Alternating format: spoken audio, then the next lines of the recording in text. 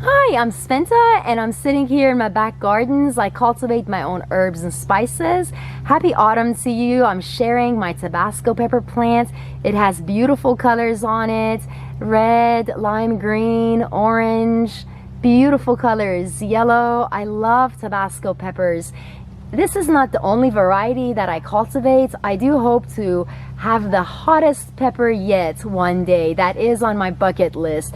My bud jolokia is on the other side and the weather is cooled down to 45 degrees Fahrenheit, and as it continues to cool down some more, I will no longer be able to keep my pepper plants as they will die back. So today I will harvest some of these peppers and I will be making hot sauce out of my Tabasco peppers. They are delicious. I have a delicious hot sauce recipe that has Tabasco peppers, jalapeno peppers, and serrano peppers. Hey, if you're new to my channel, take a moment and hit the subscribe button and turn on your bell for future uploads and notifications from me. Have a beautiful day and happy autumn to you.